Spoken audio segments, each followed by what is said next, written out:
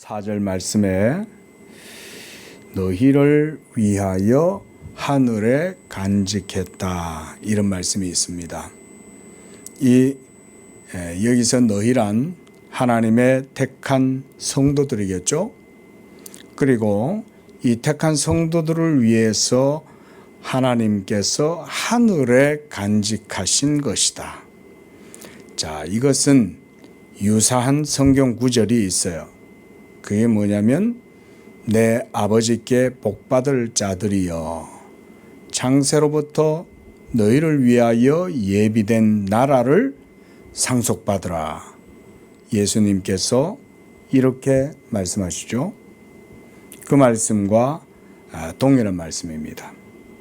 그러니까 여기서 너희들이란 누구냐면 창세로부터 생명책에 기록된 자들, 하나님께서 창세전에 미리 아신 바 된 자들, 그들을 말하는 겁니다. 그리고 이들을 위하여 예비하신 나라, 여기에서 하늘에 간직한 것, 이거는 하늘 나라의 기업, 천국 이런 의미라고 하겠습니다. 그런데 바로 이런 하늘의 영적인 그런 감추어진 것, 하늘에 간직하신 나라, 이런 것들은 모두가 다 3절에 보면 죽은 자 가운데서 부활하게 하심으로 말미암아 우리를 거듭나게 하사 산 소망이 있게 하셨다.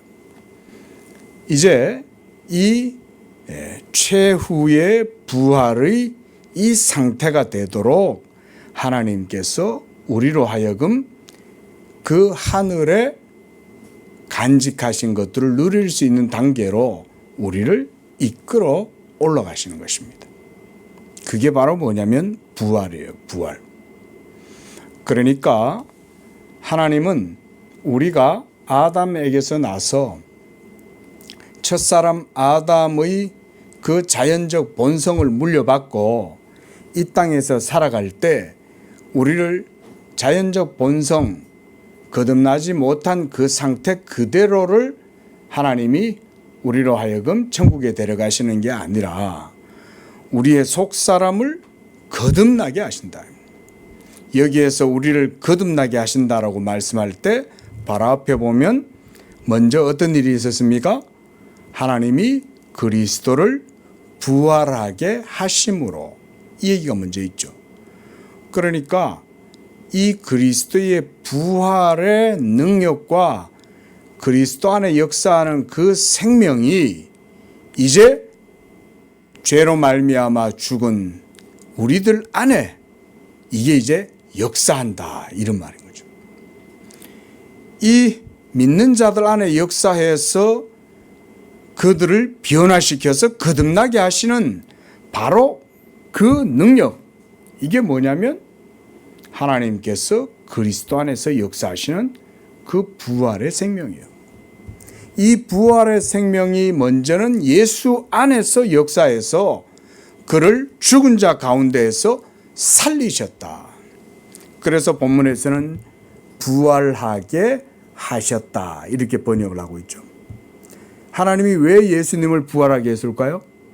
그것은 바로 우리들을 그리스도와 함께 영적 새 생명의 존재로 다시금 태어나도록, born again, 리버스, 다시 영적 생명체로 살아나도록, 그래서 거듭나게 하셨다. 그래서 거듭나게 되는 건 그리스도의 부활 생명이 바로 우리의 거듭나게 되는 그 비결이라고도 할 수가 있는 거예요. 만약 예수님이 죽은 자 가운데에서 엎드러져서 다시 살지 아니하셨다면 우리는 거듭날 수가 없는 거예요. 그런데 하나님이 그리스도를 죽은 자 가운데에서 다시 살리시고 오늘 본문 표현처럼 부활하게 하셨기 때문에 우리는 이제 거듭나게 된 것입니다. 그래서 이 거듭나게 하심으로 우리 속에 역사하는 이 생명의 역동성, 이 생명의 능력, 이 생명의 충만한 은혜는 바로 4절에 있는 이런 것이다. 비록 우리가 이 땅에서는 잠시 우리의 육체의 생명이 유지되는 생물학적인 이 수명이 유지되는 과정 속에 우리가 어느 정도는 하늘에 있는 것들, 또 거듭나게 되고 영적 새 생명 이런 것들을 경험하게 되고 은혜를 누리게 되지만, 그러나 최후에 그리스도가 이 세상에 다시 오셨을 때에는 죽은 자들도 다 다시 일어나게 될 것이요, 산 자들도 산 채로 그대로 홀연히 변화가 되는 거예요. 예수님이 오시면. 그러면 우리가 가지는 몸은, 현재 우리가 가지고 있는 이 모든 몸은 다 사라집니다. 그리고 우리 안에 있는 부활의 생명으로 말미암아 우리는 하나님 앞에 심판을 받지 아니하고 어떻게 돼요? 영원한 하나님의 그 천국으로 들어갈 때 그리스도의 부활 생명이 우리 속에 역사함으로 죽지 않는 거예요. 자, 오늘 이런 말씀들을 가지고 우리가 이제 기독교 강요 이제 25장까지 왔습니다. 3권 25장. 자, 여기에서도 이 예정의 교리, 유기의 교리에 대해서 다루고 있지만, 특별히 이 부활의 생명, 그 부활에 대한 소망, 이건 누구한테 있을까요? 하나님의 택하심을 입은 자들 속에 이 소망이 있는 거죠. 오늘 그걸 한번 보겠습니다. 자, 796쪽 1절입니다. 우리의 소망을 그리스도의 은혜로 말미암은 최후의 부활에 둠. 복음을 통하여 빛나시며 죽음을 이기신 그리스도는 공의로운 해로서 바울이 증인이 되듯이 우리에게 생명을 조명하셨다. 그리하여 우리는 믿음으로써 사망에서 생명으로 옮겨졌느니라 라는 말씀과, 이제부터 외인도 아니요 나그네도 아니요 오직 성도들과 동일한 시민이요 하나님의 권속이라는 말씀이 우리를 지칭한다는 사실을 받아들이게 하셨다. 여기서 우리는 신약의 예수 믿는 성도들을 얘기하는 겁니다. 지금 우리 얘기예요, 우리. 그래서 하나님은 우리를 자기의 독생하신 아들 예수와 함께 하늘에 앉히셨다. 아무런 부족함도 없는 충만한 행복이 우리에게 임한다. 자, 이 충만한 행복, 그리스도 안에서 누리는 하늘의 충만하고 부요한 복이겠죠. 이게 복음의 부요함이 이런 거예요.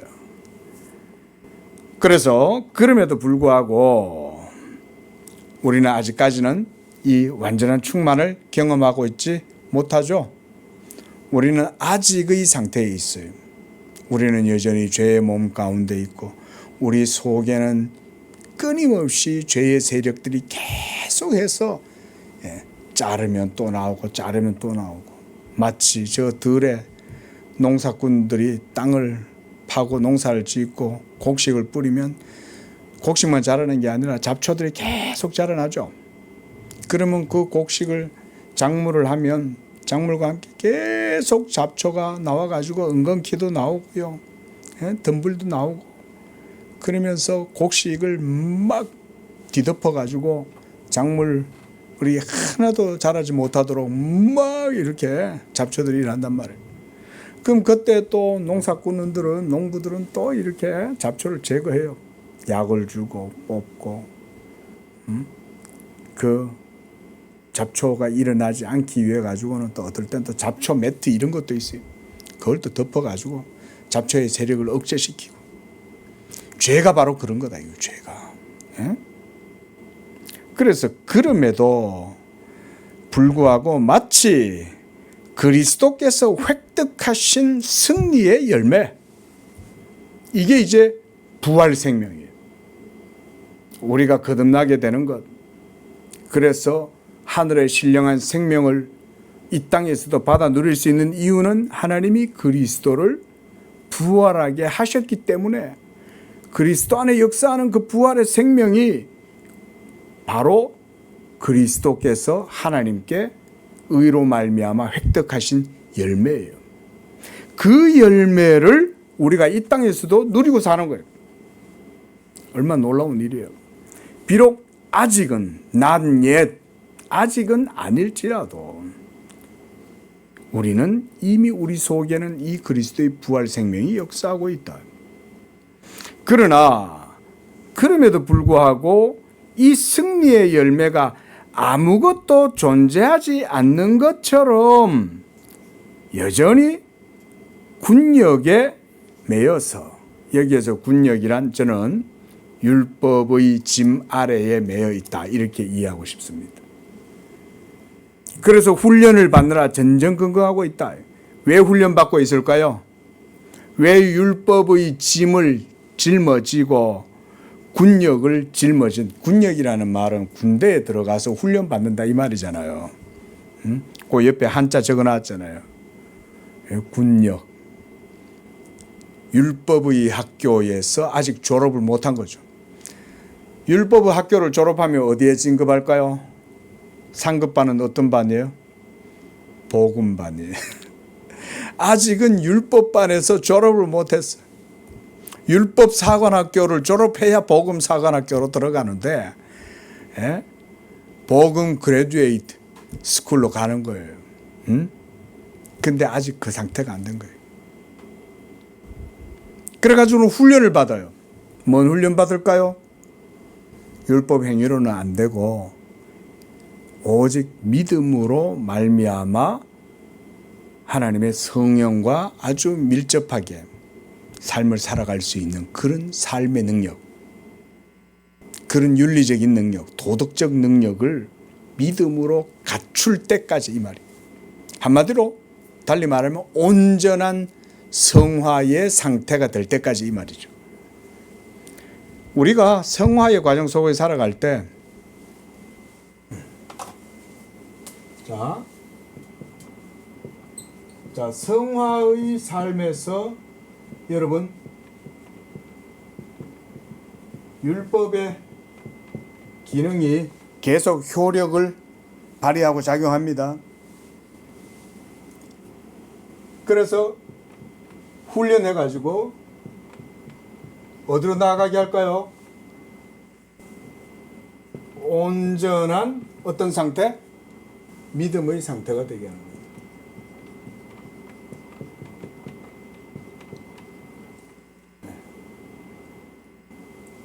이 믿음으로 나아가도록 이끌어가는 거죠.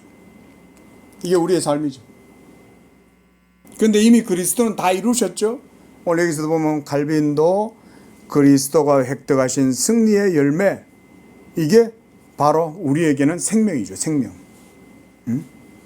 그 위에도 보면 두 번째 줄에 우리에게 생명을 조명하셨다. 이 생명을 조명하셨다고 할 때, 자, 생명. 이 생명이 여러분 어디서 왔을까요? 그리스도에게서 오시죠. 자, 이 생명이 그리스도에게서 왔는데, 그렇다면 이 그리스도는 어떤 그리스도? 부활하신 그리스도죠.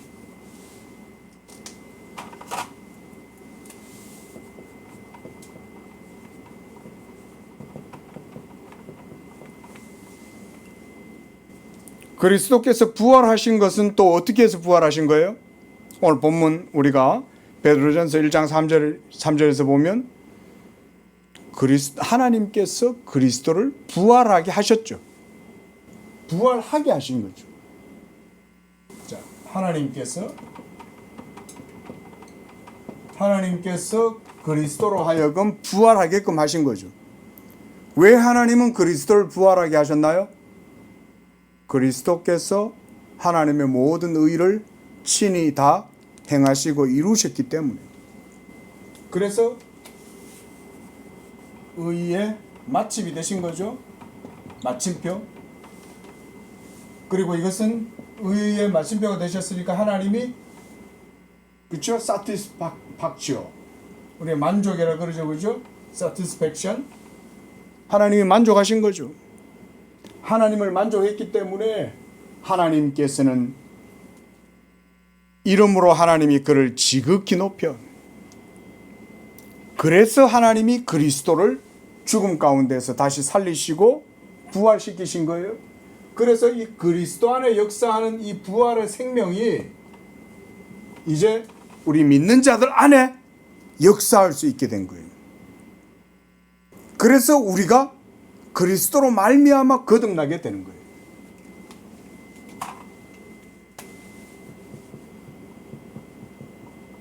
그러니까 거듭남의 씨는 어디에서 있어요? 거듭남의 씨는 그리스도요. 더 정확하게 얘기하면 그리스도의 부활 생명이 바로 우리 안에도 역사해서 우리로 하여금 거듭나게 하는 거예요. 그래서 우리가 이 부활, 그리스도 안에 역사하는 그 부활의 생명이 우리 안에도 역사하는 거예요. 하지만 벌써 이렇게 하나님은 그리스도로 말미암아 우리에게 주시는 이 생명, 이것을 온전하게 다 이루셨어요. 그리스도로 말미암아. 그러나 이제 성도가 이 땅에서 삶을 살아갈 때는 이 성화의 삶을 살아감에 있어서 실제로 중요한 건 믿음이죠. 우리가 율법 행위로 하나님께 의롭다함을 얻는 게 아니잖아요. 그러면 율법이 필요 없나요? 그건 아니죠. 율법은 중요해요. 그렇죠? 율법은 중요한데, 그런데 여전히 율법은 이런 율법의 용도, 우리가 제3용도 있잖아요. 그 중에 제3용법, 도덕적 규범으로서 성화의 삶을 살아갈 때 기준 역할을 해주는 거죠. 그리고 우리가 믿음으로 행하지 않을 때, 잘 들으세요. 자, 믿음으로 행치 아니하고, 잘 들으십시오. 교의입니다. 교의, 도구마요. 자, 믿음으로 행할 수가 없고, 왜냐하면 믿음이 연약하거나 믿음이 없거나 믿음이 상처를 입었거나 믿음이 지쳤거나 침체되거나, 또 동일한 표현입니다. 믿음으로 행한다는 것은 또한 성령으로 행한다는 것과 같아요. 성령으로 행하는 것. 이 믿음으로 행하는 정도의 영적 수준, 그런 상태, 수준, 이 정도가 될 때까지 계속 율법은 뭐 한다는 거예요? 우리를 채근한다, 채찍질한다, 우리로 하여금 계속 경계한다, 찌른다. 칼빈은 여기서 그것을 군역이다 그래요. 그 상태까지, 이 온전한 믿음의 상태까지, 요 온전한 믿음의 상태까지 나아가도록 율법이 계속해서 작용하는 거예요. 그래서 군역에 매여서 훈련을 받느라 전전긍긍하고 있다면 이 말은 아직도 이 상태까지 못 갔다 이 말인 거예요. 아직도 율법의 훈련 학교를 졸업 못하고 여전히 그 수준에서 계속 아직도 훈련받고 있다. 왜 훈련받고 있을까요?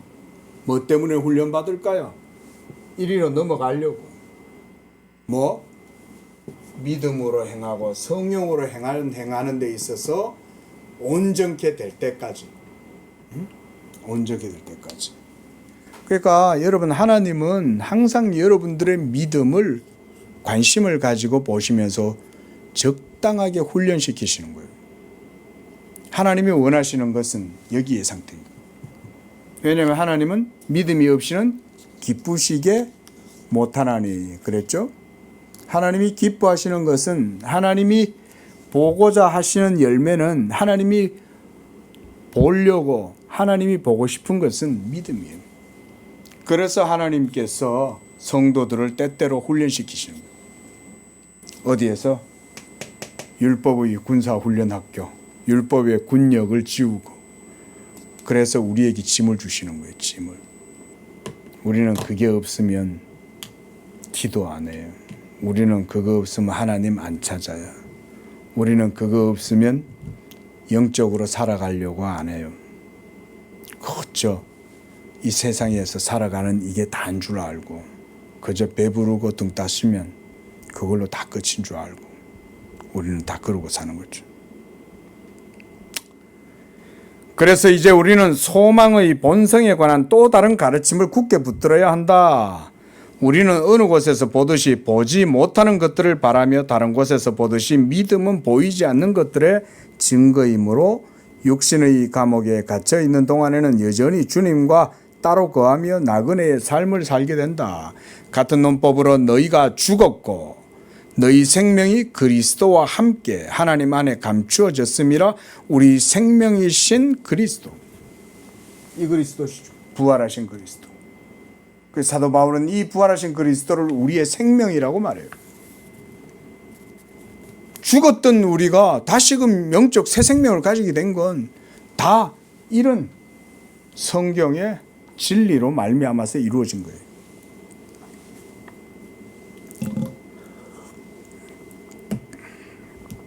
그래서 신종함과 의로움과 경건함으로 이 세상에 살고 복스러운 소망과 우리의 크신 하나님 구주 그리스도의 영광이 나타나심을 기다리게 하셨다라는 말씀을 통해 우리의 처지가 어떠한지, 이게 지금 우리의 처지다.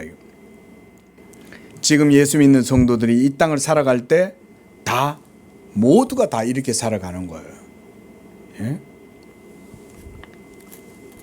그러므로 우리는 비상한 인내를 지녀서 피곤하다고 해서 가던 길을 돌이키거나 서 있는 자리에서 이탈하는 일이 없도록 해야겠다. 그러니까 믿음의 경주를 할 때 탈락하거나 뒤돌아서거나 다른 길로 벗어나지 말란 말이죠. 이게 우리의 길이죠. 우리의 길은 여기 있죠. 그러나 이미 사실은 우리는 그리스도 안에서 벌써 승리했죠. 왜냐하면 그리스도 안에서 벌써 이 부활의 생명과 역사가 믿는 우리 속에 역사하고 있으니까.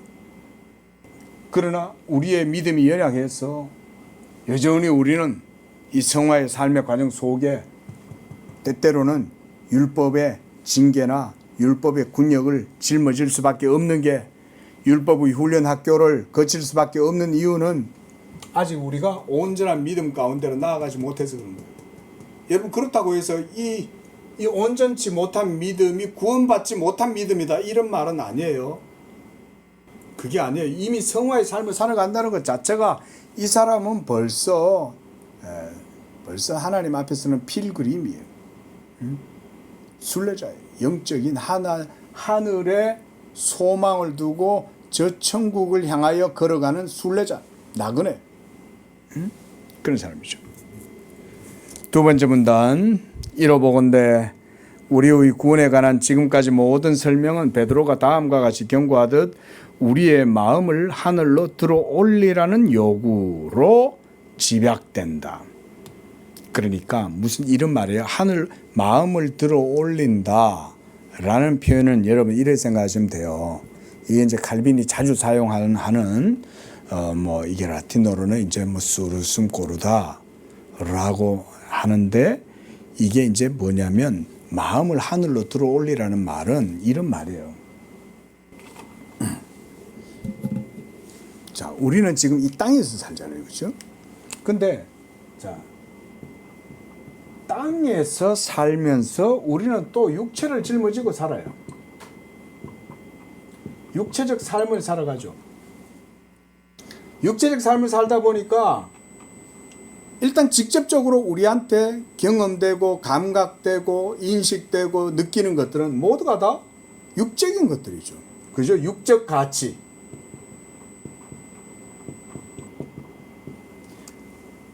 육적 어떤 세계 이런 것들을 따라서 살아가는 거죠, 우리는. 근데 이렇게 매일 살아가다 보니까 여러분, 여기가 이게 일상적인 삶이 되면 여기 익숙해지겠죠, 그죠? 근데 이게 익숙해지면 기도도 잘 안 하고, 한마디로 이 믿음으로 살아가는 삶, 성령으로 사는 삶, 또는 영적으로 또 기도로 뭐 이런 삶을 잘 못 살겠죠. 왜냐하면 육을 쫓아서 육적 방식대로 육의 사이클대로 거기에 매여 가지고 살다 보니까. 그러니까 영적으로는 자꾸 퇴보하고 도태되고 육적인 것은 자꾸 밝아지고 이렇게 되겠죠. 그러니까 이런 상태에서 벗어나서 도약해라 이거예요. 도약해라. 하늘로. 그 영적으로 나아가란 말이죠. 영적으로. 그런데 이때 여기 칼빈의 표현처럼 뭐예요? 마음을 하늘로 들어 올리라. 그러니까 이 상태에 매여 있지 말고 내 영혼이 의식을 열어서 믿음의 눈을 열어라. 이런 의미라고 할 수 있어요.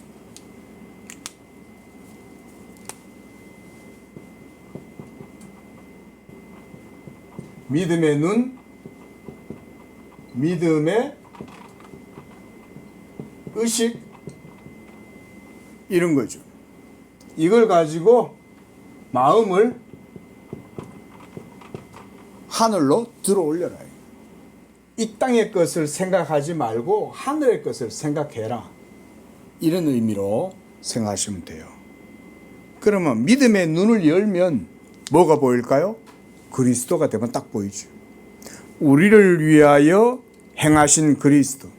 지금도 우리를 위하여 일하고 계시는 하나님. 중보자 예수 그리스도. 이걸 벌써 생각하겠죠. 그 그리스도를 생각하면 그때부터 이제 우리는 영적인 이런 하늘의 마음을 두고 살아가게 되는 거죠. 이 칼빈이 얘기하는 게 이거예요. 마음을 들어 올려라. 여러분 예배 드릴 때도 마찬가지입니다. 예배 드릴 때도 이 세상에 전부 다 닦이고 지치고 때가 묻고 상하고 지친 마음 가지고 왔을 때 여러분 그 마음으로 하나님 앞에 나아가면 안 돼요. 예배 드리러 딱 왔을 때는 예배 드리기 전까지 마음이 지치고 상하고 여러 가지로 마음이 그렇게 푹 가라앉아서 있다 하더라도 딱 예배 드릴 때는 여러분들의 눈을 들어 하늘을 보십시오. 마음을 들어 올리십시오. 그러고 나서 딱 하나님께 예배를 드리면 여러분 하늘의 하나님을 보게 되는 거죠. 그래서 그 밑에 성경 구절도 칼빈이 친절하게 인용을 해놨어요. 그러니까 마음을 하늘로 들어 올리라는 말은 이런 것 때문에 그래요. 예수를 너희가 보지 못했지만 사랑하는도다. 이제도 보지 못하나 믿고 말할 수 없는 영광스러운 즐거움으로 기뻐하니 믿음의 결국 곧 영혼의 구원을 받음이라. 이 사람들은 벌써 그들 속에 생명이 역사하고 있잖아요. 비록 육에 치여서 육에 찌들어서 이 땅 가운데에서 육적 삶을 살아가지만 하나님께 예배하러 나오고 하나님의 말씀이 증거되어질 땐 내 속에 있는 이 그리스도의 생명, 내 속에 역사하는 거듭남의 씨, 이것이 작용하니까 내 마음을 들어 올려서 하늘을 바라보면 우리의 눈이 열리고 그렇게 해서 하나님과 더욱더 가까이 친밀함을 경험하게 된다. 그래서 그 밑에 넷째 줄, 우리의 눈은 그리스도께 고정되어 하늘을 주시할 때, 이게 바로 마음을 하늘로 들어 올린 사람의 시선이죠. 이게 믿음의 눈이죠. 그래서 하늘을 주시할 때 땅에 있는 그 무엇에 의해서도 방해받지 않는다. 이런 것들에 자식이 아프고 남편이 진급에서 떨어지고 자꾸 집은 여러 가지로 어려움 가운데 쪼달리고 힘들고 어려워도 믿음의 눈을 열고 하늘을 바라보면 그 모든 문제가 눈 녹듯 싹 사라지면서 오히려 마음속에 평안함과 위로와 감사가 넘치는 거예요. 분명히 문제가 있는데도 뭔지 모를 마음의 평안이 임하는 거예요. 이런 사람들은 눈을 하늘을 주시할 때 그런 거예요. 그러면요, 시간 좀 지나면 눈 녹듯 다 사라져요. 언제 그런 일이 있었냐는 둥 싹 사라집니다. 그래서 그 무엇에 의해서도 방해를 받지 않고 약속된 복을 그 속에 담아내게 된다. 자, 798쪽입니다. 문제는 이러한 믿음이 이 세상에 너무나 어때요? 희귀하다. 이런 믿음. 자, 이 온전한 믿음까지 나아가는 게 이 세상에서는 칼빈 시대 때 칼빈이 봐도 1000에 하나, 10만에 하나, 만에 하나 있을까 말까. 여러분 이런 게 이런 칼빈과 같은 사람들이 이런 식으로 현실을 말하잖아요. 예? 이런 믿음이 이 세상에 너무나 희귀하다. 오늘날은 어떨까요? 저는 오늘날도 똑같다고 봐요. 어거스틴 시대 때 어거스틴 선생님은 뭐라고 그랬을까요? 요새 사람들 진짜 믿음 없어. 아마 어거스틴 때도 그렇게 얘기했을 거예요. 응? 교부인 크리소스톰, 황금의 입이라고 하죠. 응? 근데 크리소스톰 시대 때는 어땠을까요? 그때도 그 소리 얘기했죠. 요즘도 마찬가지죠. 너무나 희귀하다. 원래 믿음이 그래서 가치가 높은 거예요. 진짜 하나님이 기뻐하시고 하나님의 마음을 기쁘게 하고 즐겁게 해주고 만족시킬 만한 그런 믿음, 희귀한 믿음이 희귀한 믿음. 대부분 다 여기 있어. 졸업 못하고 전부 다 여기 있어. 복음의 자유 가운데로 나아가면 되는데 예수를 믿으면 복음의 자유를 누리고 위로를 누리고 평안을 누려서 상급반으로 진급을 할 수 있는데 계속 마음에 여기에만 시선이 고정되어 있는 거야. 여기만. 눈을 들어서 여기를 안 쳐다본다 이거야. 여매어가지고 전부 다 이런 것만 즐거워하고 이런 것 속에서 그냥 삶을 살아가는 거야. 기도해도 이거밖에 안 구하고 여 구하지도 못하고 고작 기도해도. 그러니까 희귀하지. 이런 믿음은 희귀하지. 이건 현실이에요. 실제로 이래요. 우리의 우둔함에 비추어 볼 때 숱한 장애물을 헤치고 위에서 부르신 부름의 상을 위하여 나아가는 것보다 더 어려운 일은 이 세상 어디에도 없다. 자, 칼빈 선생님이 벌써 500여 년 더 전에 이 얘기를 했을 때 오늘날 우리 시대 때 이 얘기가 동일하게 적용 안 됩니까? 이런 게 칼빈의 현대성이에요. 500년 전에도 지금이나 똑같다. 사람은 안 변해요. 여러분 500년 전 사람들은 현대인들보다 더 미개했던 것 같습니까? 아닙니다. 지금도 똑같이 미신에 사로잡히고 온갖 박수무당들 찾아가고 권세자들이든 무슨 뭐 소위 자기가 지혜롭다는 사람들조차도 다들 그러고 있는 거죠. 안 바뀌어요 사람은요. 자, 우리에게는 온갖 비참한 것들이 거대한 무더기를 이루어 삼킬 듯이 덤벼든다. 그뿐 아니라 우리는 현세의 좋은 것들에 대한 갖은 유혹을 기꺼이 멀리하는 대신에 지나가는 그림자처럼 숨겨져 있는 복을 찾으려고 애쓰는데 이러한 우리의 단순함을 해코지하려고 드는 속된 사람들의 조롱들이 우리에게 거침없이 쏟아진다. 끝으로 난폭한 시험들이 우리의 위아래 앞뒤를 둘러싸고 있으며 우리의 마음은 지상의 것들로부터 자유롭게 되어 아주 멀리 있는 듯이 보이는 하늘의 삶에 매여 있지 않는 한 온전한 믿음의 상태를 유지할 수는 없다. 그래서 복된 부활에 대한 계속적인 묵상, 이런 표현은 좋네요, 그죠? 복된 부활에 대한 계속적인 묵상. 우리가 오늘 얘기했던 것처럼 이거 묵상한 거죠. 베드로전서 우리가 1장 3절 4절에서 봤듯이 내 생명은 그리스도 안에 있고 이 생명은 하나님이 부활시키신 그리스도로 말미암아 주어진 것이요 그리스도가 이 부활의 의를 획득하기 위해서 하나님의 모든 의의 마침이 되셨고 그래서 하나님을 만족케 하사 하나님 아버지께서 그리스도를 사망 가운데 내버려 두실 수 없습니다. 그를 다시 살리셨습니다. 그를 다시 살리셨을 때 그리스도 안에 역사하는 부활의 생명이 이제 우리 안에 역사한다. 이거 날마다 묵상하면서 살아가는 거죠. 요즘 저 어제 장례식장 갔다 왔는데 어제 돌아가신 고인이 연세가 96세셨어요.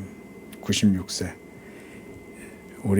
제가 초등학교 때 정도에 96세를 살았다 그러면 아주 그냥 대단한 일이죠. 그때는 60 환갑만 살아도 환갑 잔치도 얼마나 성대하게 합니까? 온 동네 사람들 다 불러서 잔치하고 그러잖아요. 요즘 고희영 같은 거 하십니까? 근데 96세를 사신 거예요.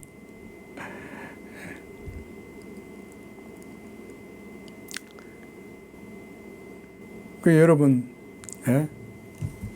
참 이제 삶을 살아가시면서 예수 믿는 하나님의 성도들은 이런 거 생각하고 살아야 되는데 요새는 이제 수명도 늘어나니까 더 생각 안 하지. 여러분 그건 예를 들어서 20-30년 좀 더 산다 한들 다를 게 뭐 있어요. 예수 믿고 오늘 죽는 거나 예수 안 믿다가 100년 후에 죽는 거나 뭐가 더 나아요? 예수 믿고 오늘 죽는 게 더 낫죠. 그랬다지만. 이거 묵상해라 이거예요. 응? 자, 그러니까 제가 이래 얘기하면 목사니까 저런 소리 하는구나 이런 생각도 들 거고 그래 그런 게 있나 보지 그런 게 성경에도 가르침이고 교회에서는 그렇게 가르치나 보지 이렇게 말하지만 그것을 실제적으로 획득할 수 있는 누릴 수 있는 실질적인 가치로 누릴 수 있는 사람들은 여기에 가 있는 사람밖에 그걸 못 누리죠. 맞죠? 이 사람들은 그거 모르죠. 아이고 목사 같은 소리 하네. 이보시오 목사님, 그래 당신은 목사고 종교인이니까 이런 거 말도 안 되는 이런 얘기 해가면서 그런 얘기는 하지만 이 땅에 사는 이게 최고지 이거밖에 더 있어 이럴 거 아니에요. 자, 2장도 볼게요. 2절입니다. 그리스도의 최후의 오심에 따른 성도의 최후의 부활과 그것으로 인한 속량의 열매와 효과. 고대 철학자들은 선의 최고 목적에 대해 열의를 다해 토론했을 뿐 아니라 서로 간에 심한 논쟁까지 했다. 그럼에도 불구하고 플라톤 외에는 아무도 사람의 최고 선이 하나님과의 결합이라고 인식하지 않았다. 그렇다고 해서 칼빈이 플라톤을 진리를 아는 사람이다 이렇게 얘기하는 건 아니에요. 그게 아니라 플라톤의 이데아 철학, 그 이데아 사상의 도식 자체가 기본적으로 뭡니까? 우리가 이 페노메논의 상태를 벗어나서 저 예지계 누메논의 세계까지 올라가서 거기와 결합되는 것을 추구했죠. 그죠? 그러니까 로고스, 영지, 이 그노시스의 상태를 넘어서는 그거를 추구한 게 플라톤이잖아요. 그러니까 지금 칼빈이 그 정도로 얘기하는 거예요. 플라톤도 철학에서 최고선과 결합되는 거, 그거를 그가 가르침으로 그렇게 했는데 플라톤 외에는 그런 얘기를 한 적이 없다는 거예요. 다른 사람들은. 그렇다고 해서 플라톤이 진리를 전했다 이런 말은 아니에요. 자, 그렇지만 그 역시 그 결합. 자, 이게 결합, 이게 중요합니다. 자, 보세요. 그리스도의 부활 생명이 우리의 생명이 되려면 뭐가 이루어져야 돼요? 우리가 이 그리스도의 부활 생명을 누려서 죽은 영혼이 살아나고 거듭나게 되려면 우리와 그리스도 사이에 뭐가 이루어져야 돼요? 결합이 이루어져야죠. 연합이죠, 연합. 이 유니온. 이게 이제 이루어져야 돼요. 그리스도와의 연합이. 그래서 그 역시 플라톤조차도 그 결합이라고 하는 것이 뭐 어느 정도 알고는 있어, 이렇게 어느 정도 희미하게. 그래서 저 이 이데아의 영지의 세계, 거기에 뭔가 우리도 가닿아야 되고 결합해야 된다, 이런 생각을 희미하게 가졌을지라도 그는 그 결합의 거룩한 고리에 대해서, 이게 고리죠. 그리스도의 부활 생명에 우리가 결합됨으로 그 생명을 우리가 이제 받는 거죠. 자, 제가 쉽게 설명드릴게요. 이 플러그가 있어요. 자, 저기에 전자기계가 있어요. 자, 아직 언플러그가 돼 있어요. 그러면 이 기계는 작동해요? 안 하죠. 근데 이것을 콘센트에다가 제가 탁 끼웠어요. 그럼 어떻게 돼요? 이제 이 전기장치가 이제 작동하기 시작하는 거죠. 한마디로 생명이 없는 우리가 떨어져 있을 때는 사망 가운데 있었어요. 근데 이제 이 생명을 얻었는데, 이 생명에 여기서 거룩한 고리다, 칼빈은 이렇게 이제 얘기를 했는데, 이 거룩한 고리, 바로 부활하신 그리스도 우리 사이에 결합, 연합이죠. 이게 이루어져야 이 그리스도의 부활, 그리스도 안에 역사하는 부활 생명이 우리 안에도 역사하게 되는 거죠. 우리에게는 유일하고 완전한 행복이 이 지상의 나그네 삶 동안에 알려졌다.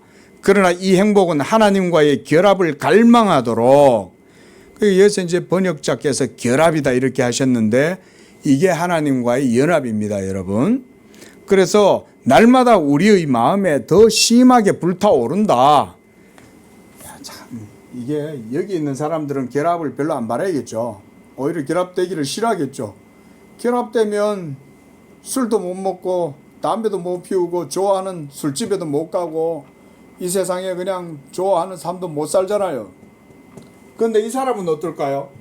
이 사람은 더 간절히 소망하겠죠. 이 땅에서 삶을 살아가지만 이걸 보면 더 마음이 아프고 더 여기를 향해서 나아가고, 그리고 이 율법의 짐에서 벗어나서 안식 가운데 들어가기를 힘쓰겠죠. 이 사람들은 더 갈망하는 거예요, 이런 사람들이.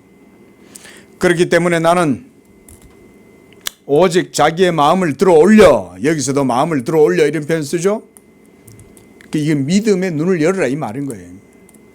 그래서 부활을 바라보는 자들만이 그리스도가 베푸시는 은총들로부터 비롯되는 열매, 요거죠.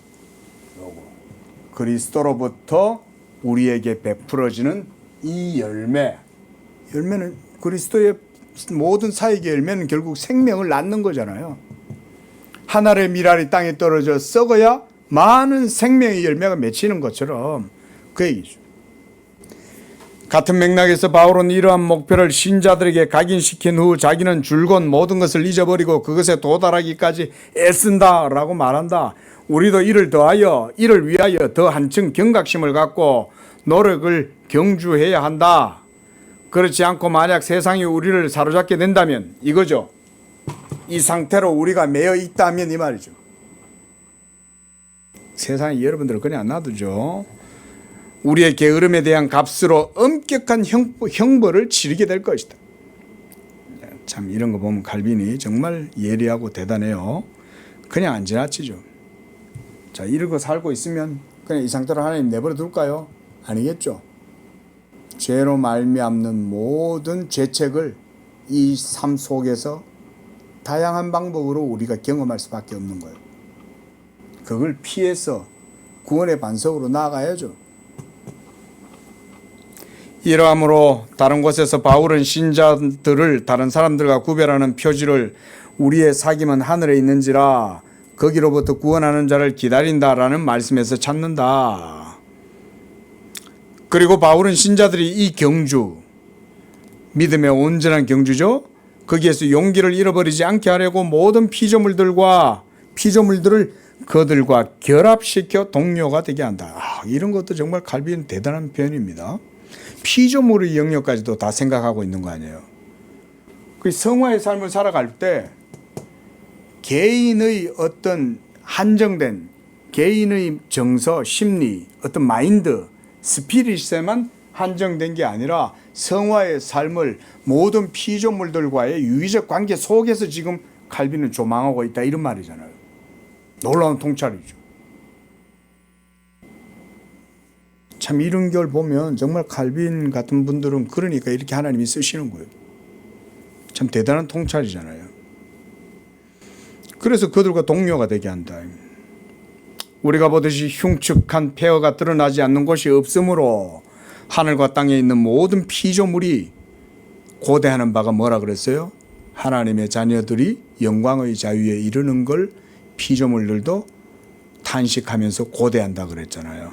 칼빈이 지금 이거 로마서 8장 19절 그 인용해서 말하고 있는 거죠. 아담이 자기의 타락으로 인해 그 지금 칼빈이 얘기하는 바는 이거예요. 자, 뭔 말이에요? 왜 이런 얘기를 하냐면 이 상태는 한마디로 사망의 상태다.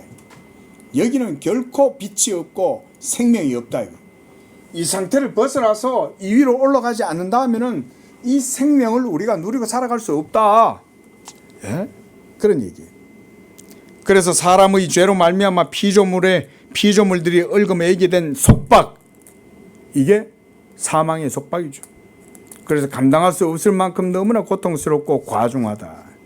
그것들은 어떤 지각이 부여되지 않았지만 그것들이 몰락하기 전에 가졌던 본래의 순전한 상태를 본성적으로 동경하고 있다. 이건 뭐예요? 타락하기 전 에덴에서의 그 발원지에서 처음 인류가 누렸던 그 생명.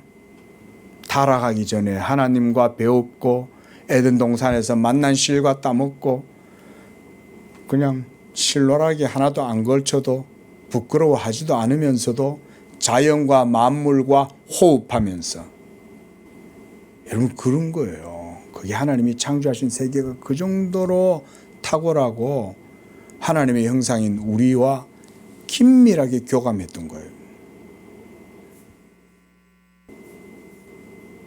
요즘도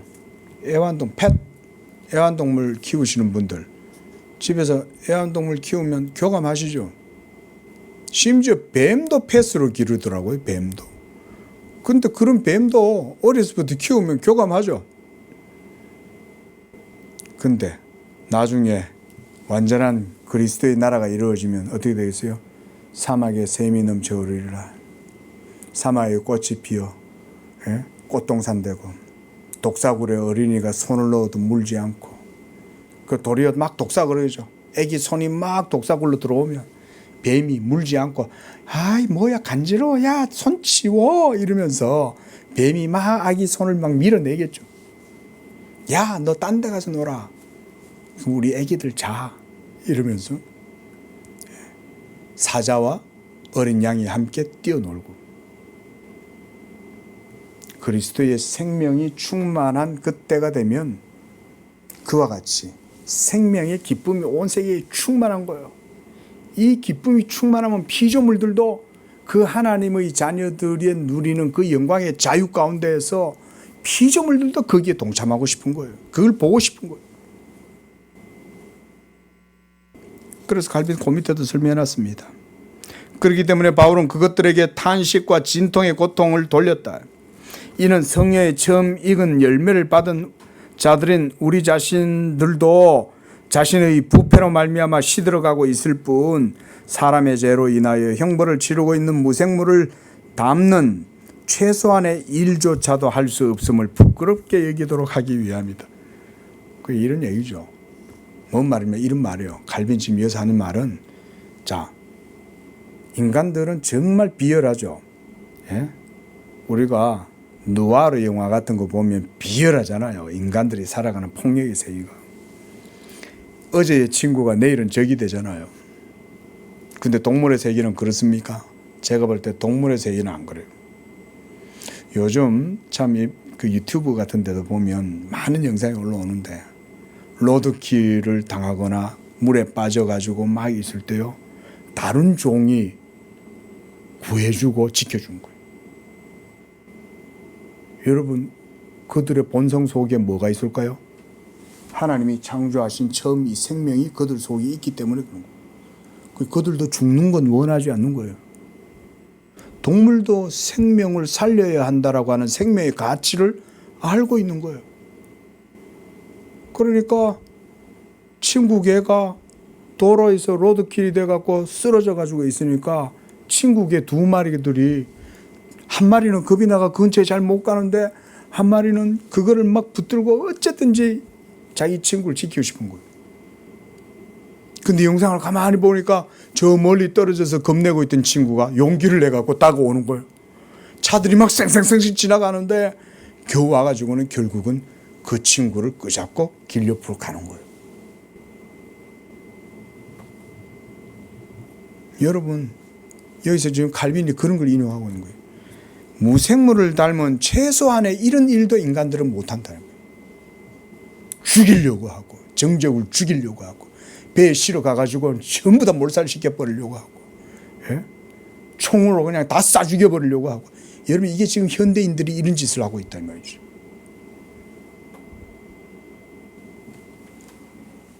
땅의 것을 추구하면요, 여러분, 제가 저번에도 그런 말씀 드렸는데, 육적인 삶만 추구하고 영적인 삶을 추구하지 않으면 그냥 단순하게 육적인 삶만 살아가는 게 아닙니다. 그 오해하시면 안 돼요. 육적인 삶에 매여서 육적으로 살아가면 그 속에 저주와 사망과 형벌과 가시가 막 일어나요. 칼빈도 여기서 잠깐 얘기했지만 엄격한 형벌들이 이 삶 속에 준비되어 있다고. 이 속에는 그저 그냥 술 먹고 레저나 즐기면서 그냥 이 땅의 것을 그냥 희낙낙하면서 즐기고 살아가는 게 아니라 이 속에는 저주와 진노와 형벌이 얽혀 있어요. 예? 결국은 멸망이에요. 멸망. 결국 여기서 더 가면 이제 멸망으로 가는 거예요. 계속 놔두면. 지금 누구처럼. 지금 그 사람이 대표적으로 지금 이런 아이콘이에요.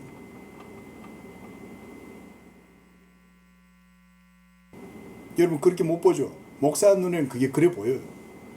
멸망으로 가는 거예요. 브레이크를 못 걸고. 이걸 안 찾으니까, 예? 온갖 불법을 저지르고 편법을 저지르고 권력을 이용해서 편취하고 그렇게 해가지고 이거 찾으려고 그러는 거예요? 그게 아니잖아요. 결국은 돈 모으려고 그러는 거예요. 돈 모으려고. 근데 그렇게 돈 모으려고 하니 어떻게 돼요? 결국은 죄와 형벌이 엉키죠. 어때요? 결국 어떻게 돼요? 이렇게 가는 거죠. 지금 이 시대 사람 중에 이걸 깨닫는 사람이 얼마 될까요? 목사들도 안 가르치죠. 전부 다 강화문에 가가지고 다들 그러고 있는데 목사들 정신 못 차리죠. 여러분, 이 현대성이라는 게 여러분들을 얽어매고 있는 거예요. 현대성이. 목사들도 현대성에 얽혀 있는 거예요. 그래서 성도 여러분들은 목사님들이 순수하게 복음을 전하는 말씀의 종이 되도록 여러분들의 영혼을 위해서라도, 여러분들을 위해서라도 목사님들을 위해 기도해야 돼요.